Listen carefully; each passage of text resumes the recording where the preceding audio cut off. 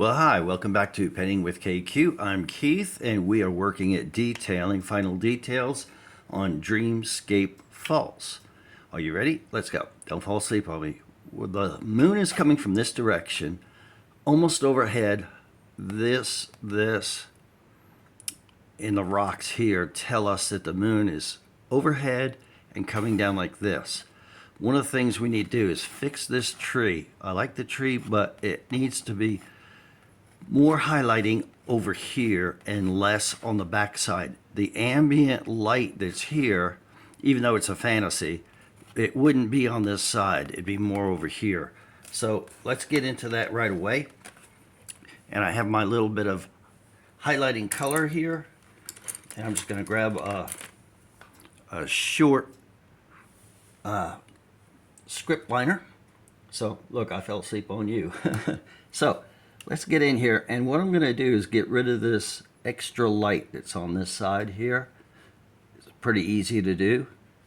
And the way I got this wood look is by taking a very fine, in fact we'll do it in a minute, very fine liner brush.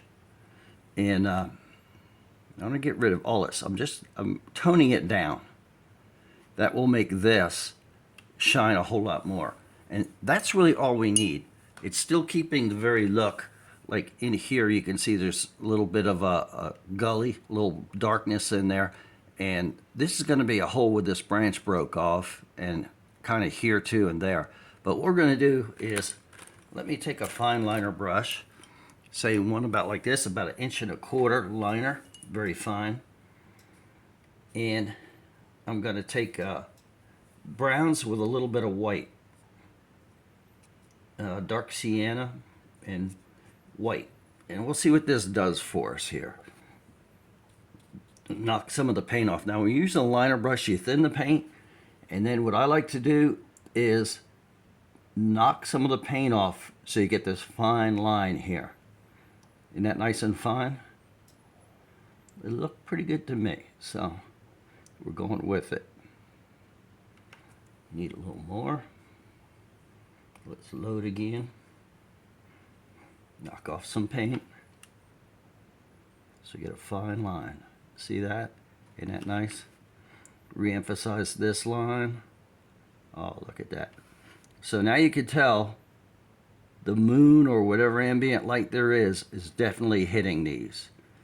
And though you wouldn't see it well in real life, we're going to put that in there. Since this is a fantasy, we get away with it. Now, can't you tell that the light has changed on that?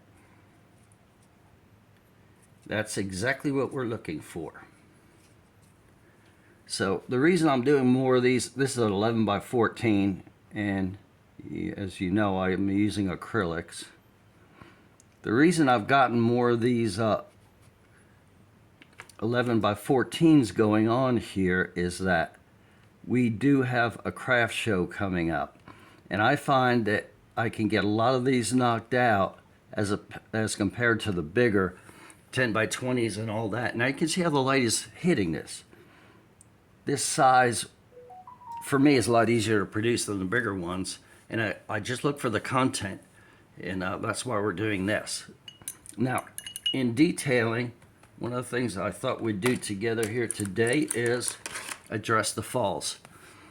I did this by starting with a blue and black mixture, and I put that in the very back, and I kept lightening it up, and then I went down with a kind of a rough bristle brush, if you can see that, and that gave me these kind of fine lines. I wanted it kind of choppy, but one of the things I would like to do is just add a little more pizzazz to that waterfall. So I'm taking same blue as the water here, and it's kind of a phthalo blue,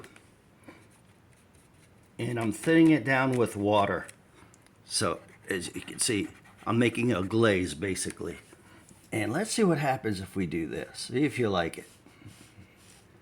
Not all of it, just some of it. Put some blue in there. See how this jumps out, and this looks like it's behind. Now over here, this one looks like it's kind of in the background to me. So I'm going to put a little blue in there. You see how now that gives it dimension. Another thing I want to mention, when we're talking about dimension, stars. Do I have to have the stars in there? Nope. You could have a blue, black background. Black, it doesn't matter. That's, say, a nighttime sky. What this does for us, this becomes another plane. The stars are out here. They're way out here. Then we have the clouds. That's the second plane. Then we have the rocks back here. That's our third plane. Then we have the foreground in here like this. That's our fourth plane. So it gives you dimension even though it's a fantasy picture. Somebody's asking about this, the underwater items. The way that's done for me, I took this basic blue and I mixed it with a sienna, dark sienna, and I made the shadows under here. Took the same blue, then lightened it and went over the top of the log. And then put a few details in there with a shadow color, which would be this blue, a little bit of white, and dark sienna. Mixed them together, and that's where the details came from. Same with the little rocks that are in there. Done the same way. Okay, so you see how when you add water and make a glaze, when it dries, a lot of the pigment is not left in there. So I'm going to take a little more, and we're going to re-highlight just a little bit of this, and maybe down here. And this, say we just do that. Do you like that? I sort of do. It's my painting, so I'm gonna do it. Gotta have fun. Okay, I'm taking a bristle brush, and it is really bristly. And I'm dipping it into just straight titanium white, loading up a little bit of color in the brushes, and I'm opening it up. And the way you do that, you just hammer it down like that with the white color in there. Take out your little frustrations, whatever they may be. And I'm just gonna touch this. And that's how I got these splashes on here, just by doing this. We want it just kind of alive and doing its own thing. I don't want it very scheduled, looking like it was planned. Just keep it happening. Then down into the water a little. Bring it down. There. Now it looks like the water's churning and that kind of thing. And if you want, while you have the color in your brush to knock the rest of the color off, you come down here to each one of these falls where it's falling into the fervor down here. And I'm just going to highlight that a little bit. Then you can come up into the fall a little bit. And then it becomes a unit. It's all tied together. Not too bad, eh? So the next thing we're going to do is address these leaves over here. This is a vine growing on a tree. This highlight on the tree tells you that the moon is kind of on this side, shining down here. These leaves are sticking out. I'd like to make them a little brighter, again, to emphasize where the light is coming from and give us more dimension in our picture. So I'm making a bright color. I'm taking the shorter liner brush like this, and these leaves are sticking out over here.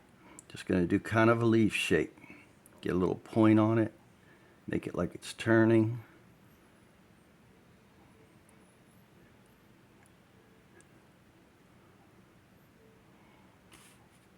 And now we have instant leaves that are in the sun or moonlight.